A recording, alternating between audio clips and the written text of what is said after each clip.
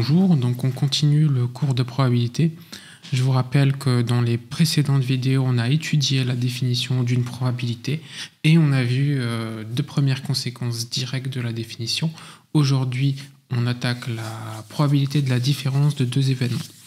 Eh bien, c'est parti. Donc, la probabilité de la différence de deux événements, donc on considère A et B deux événements quelconques, et donc la probabilité de la différence, donc voici la formule, P de A moins B, qui est égal à P de A moins P de A inter B. Donc je rappelle que l'événement A moins B, c'est l'événement A qui se réalise sans que l'événement B se réalise. D'accord ? On peut aussi le noter A privé de B. D'accord ? Ça dépend des livres. Moi, j'ai choisi de la noter A moins B. Bon, alors comment on démontre cette formule ? Eh bien, on va faire un dessin. Donc on va faire un dessin. Voici le dessin. Hop. Donc là, j'ai mon A. Là, j'ai mon événement B.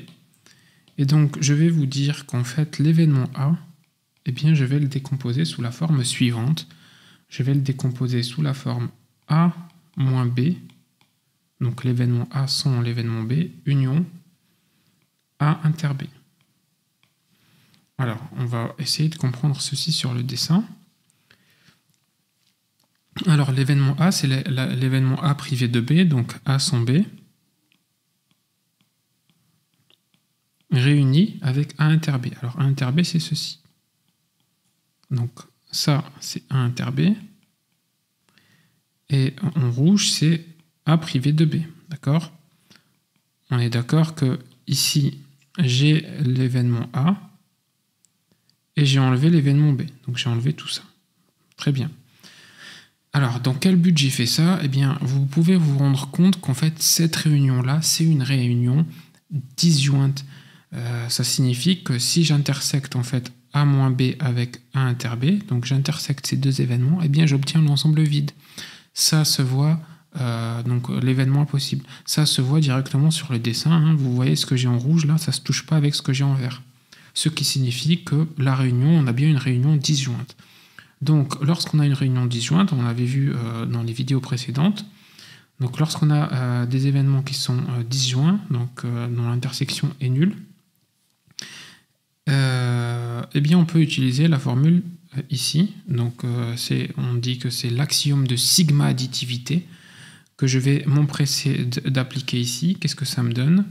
La probabilité de A est égale à la probabilité de A moins B union A inter B, et donc j'applique l'axiome ici, l'axiome, le deuxième axiome des probabilités, et donc ça me donne la probabilité de A moins B plus la probabilité de A inter B. D'accord ? Toujours, donc je réexplique parce que, essaye de comprendre, parce que l'événement A moins B et l'événement A inter B sont disjoints. Ils ne s'intersectent pas. Ok, alors maintenant je peux en déduire ma fameuse formule, donc P de A moins B est égal à P de A moins P de A inter B. Donc il suffit juste de passer ceci de l'autre côté.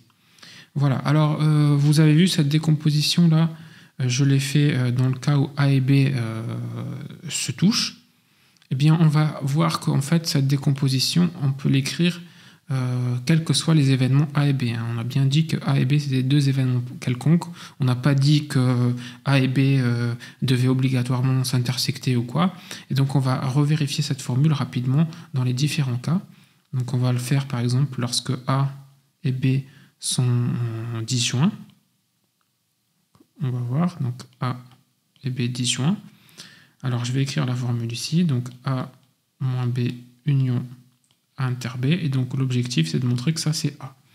Alors A moins B, donc A privé de B, A privé de B, A c'est là, si je le prive de B, ça reste A, parce que B il est là en fait, donc il n'a rien à voir avec A, donc A privé de B, eh bien c'est A. Ok, A inter B c'est l'ensemble vide, d'accord, il n'y a pas d'intersection, donc c'est l'ensemble vide. Donc au final, donc A moins B, j'ai dit c'est A, union, et donc A inter B on a dit c'est l'ensemble vide, et donc l'événement impossible plutôt, et donc A que je réunis avec l'événement impossible, eh bien j'obtiens A, d'accord. Ok, Donc je le fais la même chose avec dans le cas par exemple où A est inclus dans B. Donc A est inclus dans B.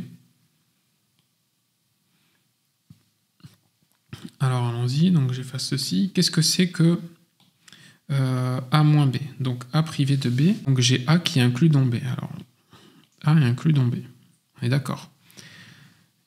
Et donc, qu'est-ce que c'est que A moins B? Eh bien, je sais que A moins A est inclus dans B. Qu'est-ce que ça signifie concrètement? Eh bien, ça signifie que si A est réalisé, alors B est réalisé. Alors, qu'est-ce que c'est que cet événement-là, A moins B, donc c'est l'événement A se réalise sans l'événement B. Moi, je sais que A est inclus dans B, d'accord? Je sais que A est inclus dans B. Donc, si A est réalisé, B est réalisé. Donc, comment voulez-vous que A se réalise sans que B se réalise, sachant que lorsque A se réalise, automatiquement, B il est censé être réalisé. Donc, l'événement A privé de B, c'est impossible, d'accord? Donc ça se voit sur le dessin, je prends A, j'enlève B, donc j'enlève tout ça, et bien j'obtiens rien en fait, d'accord? Donc A inter B ici, c'est rien d'autre que l'ensemble vide, union, et A inter B, c'est A inter B, ben, vous voyez, c'est A, d'accord? C'est le plus petit des deux, et donc on obtient de nouveau A. Alors il y a le dernier cas à voir, donc c'est lorsque A est, donc lorsque B est inclus dans A. Donc on va le faire ici. B inclus dans A. Alors regardez bien. Donc on va effacer ça. On va effacer ça. Alors regardez bien. A privé de B. Donc A privé de B. Donc A c'est tout ceci. Et donc si je lui enlève B, eh bien j'obtiens juste ceci. D'accord? Donc A privé de B, c'est ceci. Et A inter B, c'est l'intersection des deux, sachant que B est inclus dans A, l'intersection des deux, c'est B. D'accord? Donc au fait, j'obtiens donc A privé de B, c'est ceci. Et A inter B, eh bien c'est ceci. Et donc si je réunis les deux, d'accord, je réunis les deux, eh bien j'obtiens A tout entier.